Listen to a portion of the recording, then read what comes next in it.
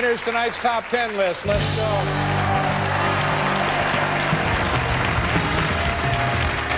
What are the top 10 questions you should ask your skeptical friends, your non-Christian friends? Are you asking me? Does that count as the first question? Thank you, Paul.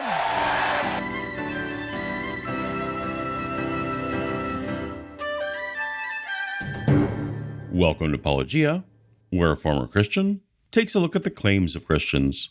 Today we're going to take a listen to Frank Turek's Cross-Examined podcast. Let's talk about the top 10 questions to ask your skeptical friends. Now, normally I'm not a fan of the YouTube videos titled 5 Questions Skeptics Can't Answer, or 8 Questions for Atheists, or the like. You know the kind.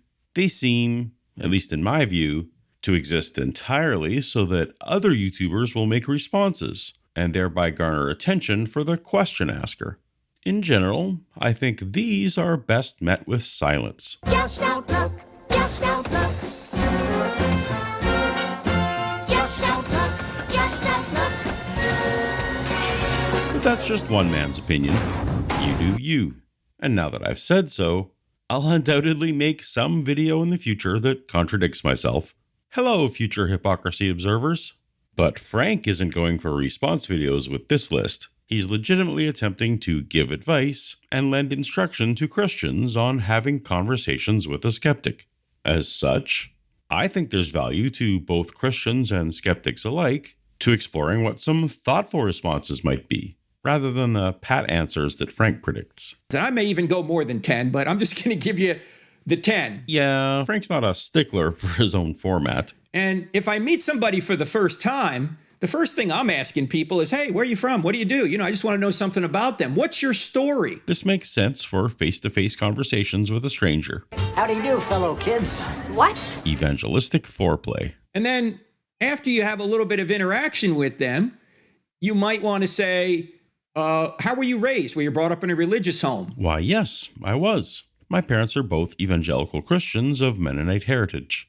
They were, and are, very consistent in being examples of loving, generous, kind, and honest living in both public and private. From an early age, they taught us about God from the Bible and surrounded us with a Christian community. Just see if they have any religious background. See if they may reveal to you right there that they are Christians, or they may say something negative about Christianity. Oh, was that question supposed to make me say something negative about Christianity? Or make some kind of counterclaim? With just a vague prompt about my upbringing? Now, at that point, now you can use the questions we've talked about several times from Greg Koukl's book, Tactics. Ah, yes. The best-selling communication strategy book from Greg Koukl. I've done a few videos on it myself, as some of the tactics advocated fall short of honest dialogue. But today, Frank will stick to the parts that are basically active listening, that go back to the time-tested Socratic method from centuries before Koukl hit the scene. I would advocate for these as well, so let's proceed. If they come out with a statement, a declarative statement, Which I didn't. I'm calling this number 2 on my list, is what do you mean by that? What do you mean by that is a great question for either side to use. So many disagreements are simply people using the same words but in different ways. And most people will hold to beliefs or make statements without having given them careful introspection. So, what do you mean by that? Can help both parties. What do you mean by religion, Frank? What do you mean by sin? What do you mean that all religions teach basically the same thing? Oh, they all teach you how to love one another. That doesn't sound like something I'd say. I might say that there's insufficient evidence for me to accept the claims of Christianity. So, to follow up with what do you mean by evidence would be a fair question. And then you say, well, why do you think that's true? How did you come to that conclusion? That's the third question in my list of 10. This is also an excellent question. Of course, if my claim was, I have not seen sufficient evidence for me to accept the claims of Christianity, then I come to that conclusion by checking with myself to see if I'm convinced. Which isn't as silly as it sounds, because I'm guessing that Frank would argue that I am secretly convinced and suppressing the truth in unrighteousness. This would require Frank to know my mind and motivation better than I do. How would you come to such a conclusion, Frank? Then the fourth question, have you ever considered?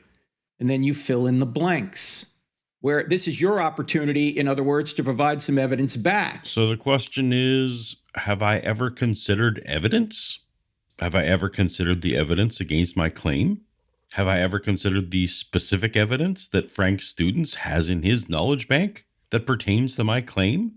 Obviously, this one is highly variable and reliant on both the claim and the counter evidence presented. Basically, this is just putting opposing ideas in question form. Oh, boy, yes. You didn't phrase it in the form of a question. I'm sorry about that. We can't accept it. As a general response, I think I have considered the evidence, particularly when it comes to the claims of Christianity. You're always welcome to present what you've got, and I'll see if it needs further consideration.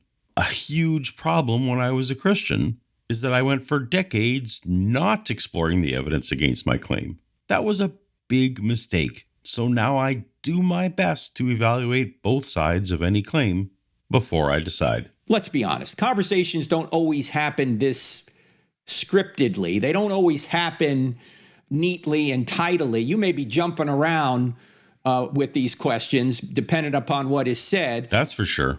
We'd be stuck on question 1 if you were chatting like this to me, Frank. It is interesting that it seems your preferred conversation format would be to follow a script. But generally, if you have these questions in your mind, you can stay in control of a conversation and try and direct in a unoffensive way people toward the right issues. Frank wants to be able to stay in control of the conversation.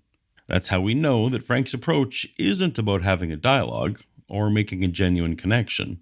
Frank wants words to be spoken that lead to a singular outcome. This may be why Frank had to specifically remind himself to at least say hello to the stranger before launching into his 10 questions. And again, you don't have to get to the foot of the cross with every conversation. I mean, that'd be ideal. Every conversation. But we can't all be perfect. Let's suppose you realize that the person you're talking to is emotionally against Christianity. Maybe they had a very bad experience with a Christian. Those are two very separate things. I don't have to have personally had a bad experience with a particular Christian to be emotionally against Christianity. I can have negative emotions about Christianity merely for the false ideas it professes, and the negative impact of those ideas to individuals and society as a whole. But carry on. And that's probably a majority of people who are against Christianity. That's one of the reasons they're not Christians, is because they don't like Christians. Most of my favorite people in the world are Christians. I dislike very few Christians, but I got to know them after I deconverted. Now, if you can sense that, you might want to say to them something like, I understand that. One of the biggest problems with Christianity is Christians. Ha, ha, ha. Everyone laughs. Yeah, that's true. I could equally say that one of the biggest problems with atheism is atheists, or pick a label. But people and ideas are not the same thing. So you might agree, yeah, Christians have been bad. Christians in many cases haven't done well. Christians in many cases may have treated you wrongly. But by the way, that presupposes a standard, doesn't it? It presupposes a standard of right and wrong behavior. Using words like right and wrong don't require an absolute standard. When I say that's the wrong way to load the dishwasher, I may well just mean that it's not the way I prefer the dishwasher be loaded. Or I may be appealing to a subjective standard, like to fit the most dishes, or for the best chance of the dishes coming out clean, or to be able to close the door. Those are all standards we can objectively compare against, but they're subjectively chosen. Where does that standard come from? What is your standard of right and wrong? You might ask that question. This is an additional question I'm throwing in here, all right? My standard of moral right and wrong has to do with minimizing harm and maximizing human flourishing.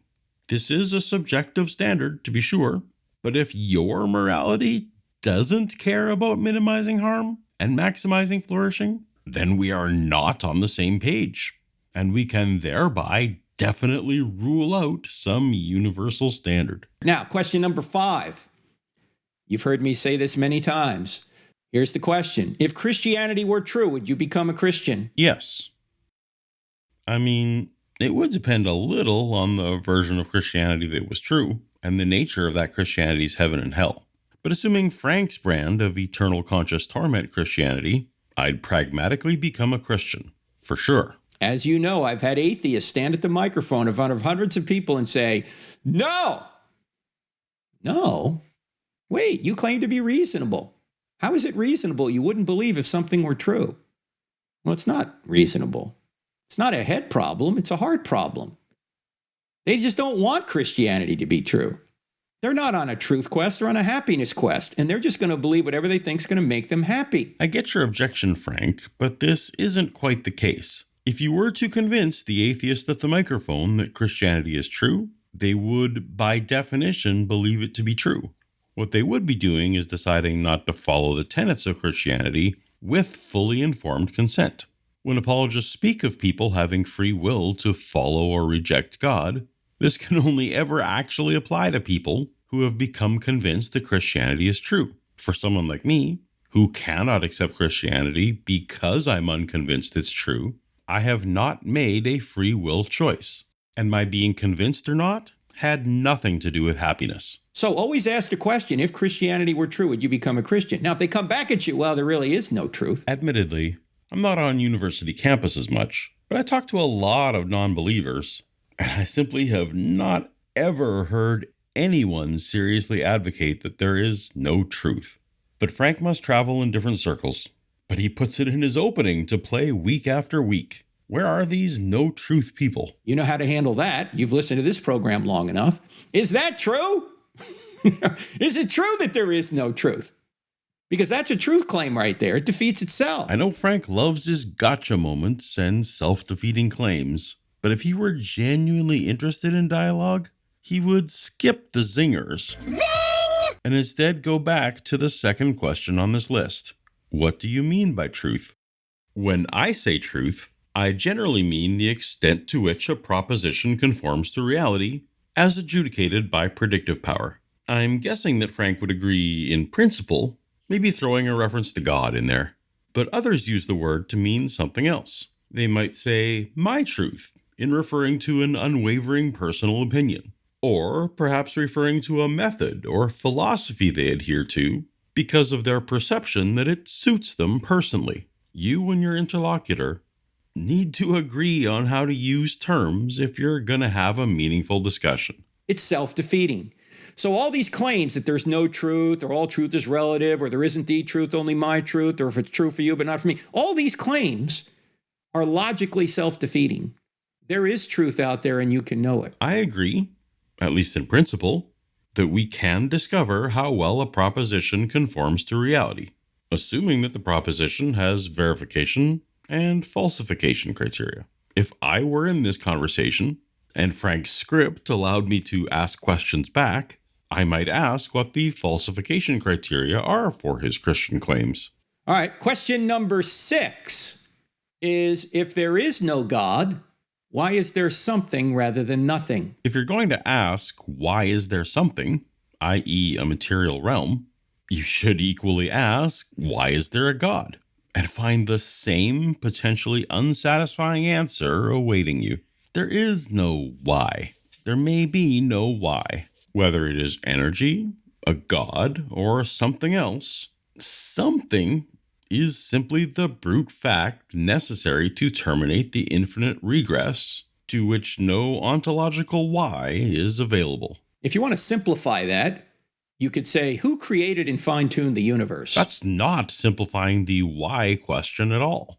Frank is now smuggling in a who without justification, assuming an agent and begging the question. He's also smuggling in the words created and finely tuned, when those are assumptions that would also have to be justified independently of this question. The universe had a beginning. Our particular presentation of space-time had a beginning. That's not the same as the cosmos having a beginning. Apologists like Frank like to equivocate these words, as colloquially they are used interchangeably, so that they can smuggle in people's understanding of the Big Bang and misapply it to the entire material realm. Space-time and matter had a beginning. Our instantiation of space-time had a beginning. We don't know about matter. If space-time and matter had a beginning, there must be something outside of space-time and matter that brought it into existence. Again, as the Big Bang doesn't speak to the beginning of matter via energy, it leaves a material cause entirely on the table. As we've pointed out before, That cause has to be spaceless, timeless, immaterial, powerful, personal, and intelligent to create a fine-tuned universe out of nothing. I've pointed out before that we're not positing that the universe came from nothing, but rather that there has always been something, in whatever sense the word always is coherent, absent time. So spaceless and timeless should be replaced with outside our presentation of space-time. Immaterial is unwarranted, as is powerful, personal, and intelligent, since those apply only if you smuggle in the word create, like Frank does. And that's exactly what has happened, and even atheists are admitting that the universe had a beginning. Yes, here's where Frank deliberately conflates universe with cosmos. The science confirming the beginning of our particular universe doesn't speak to the beginning of the material realm. As you guys know, there's really only two questions at the end of the day you need to answer to show if Christianity is true. Number one, does God exist? Number two, did Jesus rise from the dead? More bonus questions. I'm going to go with probably not for both. If those two questions are answered yes, if the answer to those two questions is yes, then Christianity is true. Well, the God part and the resurrection part of Christianity would be true. The other details would still need clarification. And as we pointed out before, we know God by his effects. If there's a creation, that's the effect. There must be a cause, a creator. Yes, but first Frank would need to demonstrate that there is a creation. If there's design, that's the effect. There must be a cause, a designer. Yes, but first Frank would need to demonstrate that there is design. If there's a moral law, that's the effect. There must be a cause, a moral lawgiver. This one is even more convoluted, because first Frank would have to define moral law and demonstrate moral law and in what sense it is a law. Because again, Frank is conflating a scientific law, which refers to properties, and a legal law, which are rules established by humans. The latter requires lawmaking. The former does not. Question number 7 is, who do you think Jesus of Nazareth was? Now we're into the realm of interpretation of not a lot of solid data. But I lean towards historical Jesus as a first century Jewish apocalyptic preacher. One of many at the time. Don't pass judgment on other people, or you might get judged yourself. What? Oh, he was just a man, just a good moral teacher, a prophet, a good guy. Yes, he was a man. I'm not sure I have enough information to affirm those other descriptions. Now, if they say he was just a man or just a prophet, you might say, what do you mean by that? And how'd you come to that conclusion? Well, by man, I mean that the historical Jesus was a member of the Homo sapiens species. I assume Frank would agree to this. By just a man, I guess I would mean that he is mortal. I come to this conclusion from the observation that all men are mortal, and the inference that Jesus was also mortal. If one is positing that a particular human has supermortal characteristics, that would require sufficient evidence to demonstrate. And then you can say, have you ever considered that Jesus said some things that wouldn't make him be a good man if the things he said were really not true about himself? Well, again, I wouldn't be so bold as to attach the label good to my perception of Jesus. And it's possible Frank and I wouldn't even be on the same page about what constitutes good. I also don't accept that we necessarily know what Jesus said about himself. I guess I'd use Frank's second and third questions back to him. What do you mean by good? And how did you come to the conclusion about what Jesus said about himself? In fact, here's a list of things that Jesus said about himself. Where is the list? And how did you come to that conclusion? Well, actually, let me do this. I want you to imagine that your friend said this to you. Before Abraham was born, I am. Your sins are forgiven. I and the Father are one. Oh, these are quotes from the Bible. Frank reads a long list of these. Let's skip ahead. If your friend said any of those things, much less all of them, would you say he's just a good moral teacher? You wouldn't even say he was a good moral teacher. You'd say, man, you're nuts. I'd say he was mistaken. Nuts carries with it mental health implications that I'm not qualified to diagnose. No, these are not the utterances of just a man. They're not the utterances of just a good moral teacher. C.S. Lewis said this better than anyone. Jesus was either liar, lord, or lunatic. Or, as Bart Ehrman once quipped, a legend. It's also possible that Jesus didn't in fact say these things about himself, but rather they are an exaggerated tradition that arose about him after his death. First, I would need Frank to demonstrate that we know that Jesus said these things before I even start to speculate as to why he said these things. Right? If he said what he said, and he did say these things. How did you come to that conclusion? Have you ever considered that what came to be recorded in the Bible might not be an accurate portrayal of the words said by Jesus? So, ask the question, what do you mean by that? How'd you come to that conclusion? Have you ever considered? I am asking. Suppose they say, Jesus, all those things that you say Jesus said were invented. Invented isn't quite the right word, but that's in the ballpark of what I'm saying. Cool. Okay, that leads to question number 8. Why would devout Jews invent a resurrected Jesus and then suffer and die for their own lie? I doubt that the resurrection was invented whole cloth. Somebody thought of that, and someone believed it.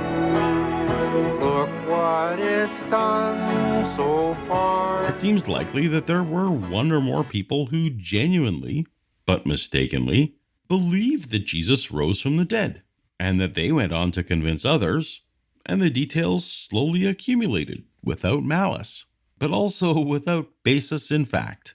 As for suffering and dying, I'd encourage you to visit my Final Nail to the Apostle Martyrs video for an in-depth look at this. But there is woefully inadequate evidence that groups of eyewitnesses suffered or died for what they saw. How did you come to this conclusion, Frank? If you're going to say that the New Testament writers, if you're going to say that they invented all this. I don't think the gospel writers invented it. I think that they wrote down the oral traditions that had developed in the decades after Jesus died. Something Frank openly admits later in the podcast. And you might want to say, do you realize there were thousands of Christians before a line of the New Testament was ever written? They didn't become Christians by reading the Bible. They became Christians and then wrote the Bible. Traditions about Jesus grew, like fish stories, in each retelling, and these accumulated exaggerations were eventually written down decades later.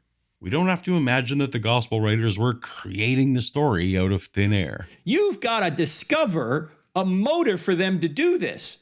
What motive would they have to invent a resurrected Jesus? They didn't need to invent it if the story started with one or two mistaken people who truly believed it. You have to have more faith to believe they made it up than to believe that Jesus rose from the dead. Not that they made it up, that they were mistaken.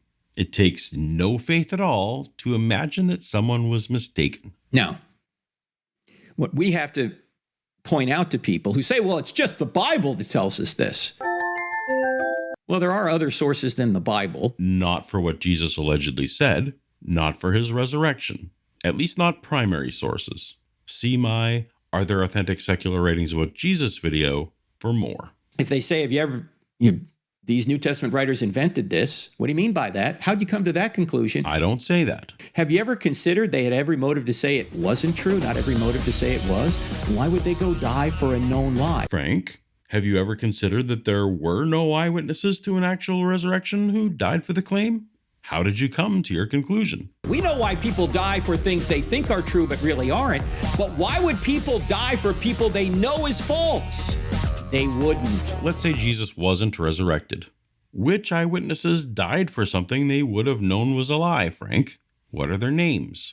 Didn't your friend Sean tell you to stop saying this? I think Paulogia feels disappointed at the evidence because he had been told growing up as a Christian or reading certain Christian apologists who had overstated the case and given the impression that we know with confidence that all the apostles except maybe John died as martyrs for their beliefs, refusing to recant up to the point of death.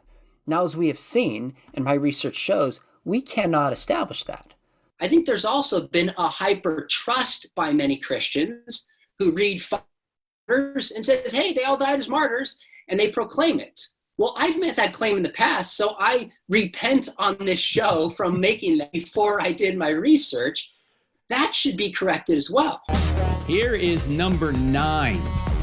Number 9 is, What do you think happens after you die? The rest of the world carries on without me. What happens to you? I will cease to exist. Just as I didn't exist before I was conceived, so it will be after I die. Have you ever considered the best way to discover what happens after you die is to talk to somebody who died and came back? Did you have someone in mind? Yeah, that would be Jesus, wouldn't it? Oh, well, I guess first you'd have to convince me that he came back from the dead. If they say, well, I think all the good people go to heaven and the bad people go to hell, or the bad people are annihilated. I definitely wouldn't say that. And how'd you come to that conclusion? Why do you think that's true? Excellent questions. I'd ask the same thing. Question number 10. Do you believe in justice? Well, who's going to say, no, I don't believe in justice? Of course I believe in justice. Well, taking your advice, Frank, I wouldn't answer until I've asked, what do you mean by justice? If by justice you mean the equitable treatment, general fairness, and respect of people, then I'm a big fan of that. If you mean facing appropriate consequences for one's actions, I'm probably also on board. But if you mean punitive punishment for harmful behavior, I'm not so sure. Certainly, I can be as revenge-minded as the next person, but that's not always the best long-term response. And while I'm definitely no expert on behavioral psychology, I think punishment as a deterrent also has limitations. Well, then you can say, if you believe in justice, then you believe that people who do unjust things ought to be punished, right? Yeah. Okay, there's Frank's definition. Punishment, revenge, karma, an emotional response if ever there was one. Have you ever done anything unjust? They're going to have to say yes. And then you can say, would you like a pardon? Would you like a pardon? That's what Christianity, it's a pardon. Okay, but if Christianity is a pardon, then Frank's justice isn't being done. The person I treated unjustly isn't compensated with the revenge Frank feels they're owed. God is cheating that person, creating even more injustice. I will have completely gotten away with it. Where's the cosmic justice for the families of a murder victim if the murderer later accepts Christian salvation? Nowhere. And by the way, there are a lot of people in our world out there right now who obviously believe in justice. Everyone's talking about this is just or unjust, or the systematic injustice, or I have a right to this or right to that. That's justice in the fairness and equitable treatment sense, not in Frank's revenge sense. All that presupposes a standard. Just as you don't need some kind of universal stick length standard to tell if one stick is longer than another, you can just compare them to each other. You don't need a universal standard of treatment to tell if two people are being treated in the same way. And that standard only exists if God exists. Otherwise, everything's a matter of opinion. Nope. Again, you can compare two things without appealing to a third thing. And if you want to appeal to how a thing should or shouldn't be, you first need to subjectively agree upon the goal. No matter what properties you think a God has, choosing to compare to that God is still a subjective choice, a matter of opinion. So you actually have an argument for God by just asking, do you believe in justice? If they say yes, you go, oh, great, you believe in God then. Because without God, there's no such thing as justice or injustice. That makes no sense at all. How did you come to that conclusion, Frank? We know people do unjust things here on earth, and many of them never get punished. I mean, Hitler did awful things, and he didn't get punished by anybody outside of himself. He just committed suicide, and that was it. Are you telling me that it's just that Hitler never gets any punishment for what he did? That's not justice. But if Hitler became a born-again Christian before he died, he would also face no punishment. Your Christian God does not solve this problem, Frank. He compounds it. With or without Christianity, the hard truth is that we live in a universe where the consequences of harmful actions are not always proportional or even realized at all. It sucks, but that's the way it is. But we can choose to try to point our world in a direction where people are more often treated equally and with respect. No God is needed for that. So ask, do you believe in justice, and see what people say. So there's the top 10. But Frank's not a stickler for rigid adherence to clickbait formulas. These are some of the questions you ought to ask. I think there's other questions, too, you could ask. Like when they say, well, there's no evidence for God. You want to ask them, what do you mean by evidence? Strangely, evidence is one of those words that I don't find to have a robust, standardized definition despite its importance. Personally, I'd go with something like concrete facts used to support a claim. And then you might ask them, why is there evidence for anything? Are you asking why there are facts? A fact is just a statement that corresponds to reality. If there is reality and there are statements, then there can be facts. And if there are statements, there can be claims. And the facts can either support or not support a claim. Why is this world an orderly world? Why can we ascertain truths about this orderly world and draw conclusions about the real world? Well, uniformity of nature is a philosophical presupposition, but it is well evidenced to the extent that it is a justified presupposition. But even if the universe were not orderly in this sense, one could still ascertain momentary truths, even if that truth no longer held a moment later. Many atheists will say, or non-believers will say, regarding science is that, well, you got science, you don't need God. My contention is you need God to have science. Why? Because you need an orderly universe. What Frank calls order, most merely call properties of the universe, or physics. That physical things have physical properties is not unexpected on a materialistic worldview. And then you might ask the question, why do these natural laws, not only why do they exist, why are they so persistent and consistent? Why do they do the same thing over and over again? Those laws need to be sustained. They don't need to be sustained. Is God spending part of his effort making sure that the snow stays white? What is the force that Frank imagines God is struggling against that is constantly attempting to alter the laws of physics? No. The idea that physical properties would change moment to moment is the one that would require a God. Indeed, isn't that the definition of a miracle? God interfering with the regular properties of the universe? When the properties of the universe hold, we think of that as non-miraculous. So if you're going to claim you need evidence for something, you're presupposing God before you even look for evidence. No, a universe without a God would still have properties, have facts. If you're asking for evidence, you're presupposing this creation is a creation that can provide you evidence. No, Frank.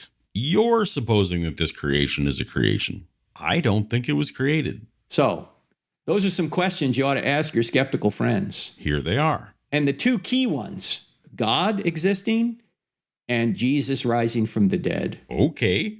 The two key ones aren't even questions on the list. Cool. Again, if God exists and Jesus rose from the dead, Christianity's true. Why? Look, I just have a personal policy. If somebody predicts and accomplishes his own resurrection from the dead, I just trust whatever the guy says. This is a new wording change. Frank used to say that if anyone rises from the dead, he trusts them. I guess enough people pointed out all the other people in the Bible who rose from the dead, who Frank doesn't think are gods. And Jesus said the Old Testament was the word of God, and he promised the New Testament. So on Jesus' authority, we can discover that Christianity's true and the Bible's true. Okay, perfect.